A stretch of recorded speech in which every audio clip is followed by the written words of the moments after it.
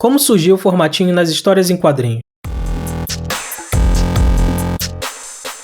Olá, eu sou o João Redolima, eu sou designer, desenhista e eu gosto muito de pesquisar coisas, especialmente sobre quadrinhos. No episódio de hoje eu resolvi pesquisar sobre a origem do formatinho no Brasil, que é esse formato diminuto que se publicavam gibis desde os anos 50. Se você é leitor, já deve ter visto por aí, através de alguma revista antiga como Super Aventuras Marvel ou Heróis da TV.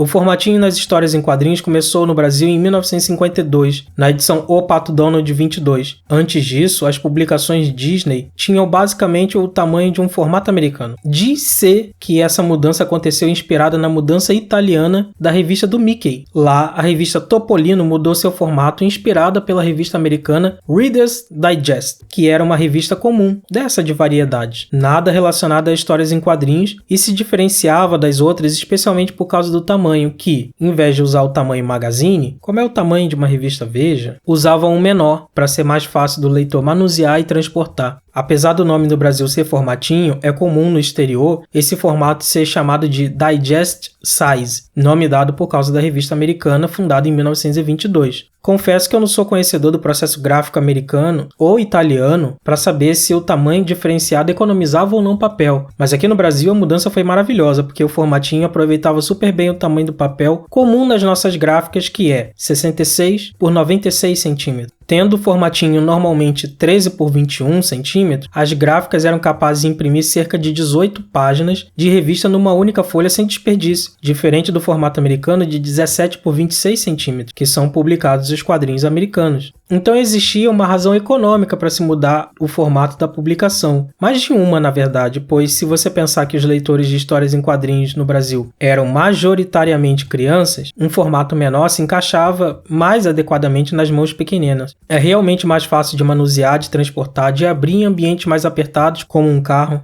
Se torna quase uma versão de bolso de um livro, se a comparação for permitida.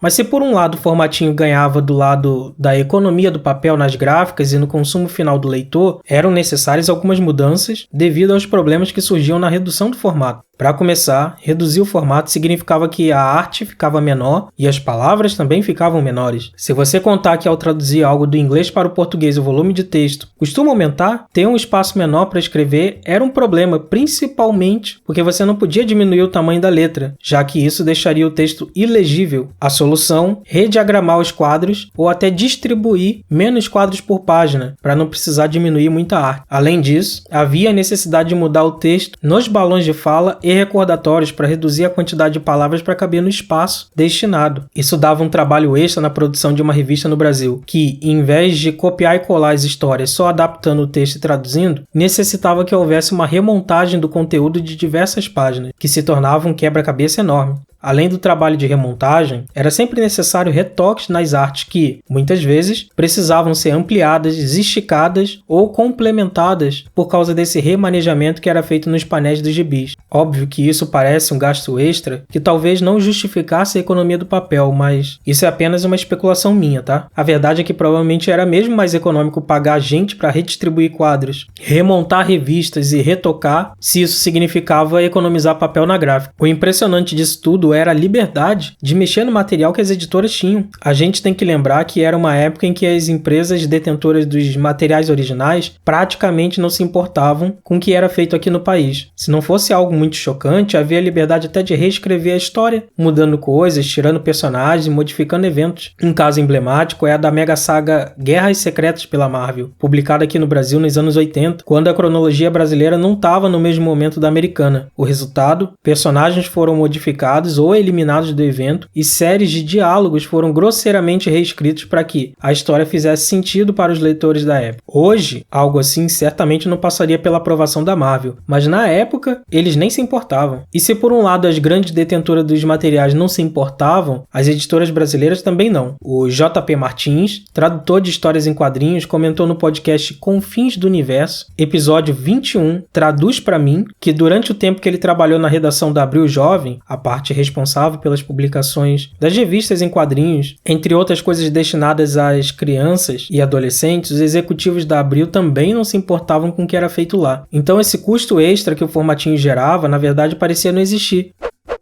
É impressionante você considerar esse pensamento na empresa que terminou a era dos formatinhos no Brasil, porque após ela, os super-heróis foram para a editora Panini, que passou a publicar as revistas em formato americano. Mas eu não tenho interesse em comentar hoje da fase das revistas nesse formato. Entre 2001 e 2002, a editora Abril perdeu os direitos da publicação de Marvel e DC, que foram para Panini, e lá a editora instituiu o formato americano como padrão. Hoje, o formatinho fica mais para revistas infantis, como Turma da Mônica ou Disney, que foi onde essa história toda começou. Se você achou essa informação interessante, clique em gostei no vídeo, se inscreva no canal para não perder as próximas atualizações e recomende esse vídeo para as outras pessoas. Caso você queira me acompanhar nas redes sociais, eu estou no Twitter, no Instagram e no Facebook, o @ é João R. Dolima. Me segue lá. Obrigado por assistir até aqui e nos vemos em breve.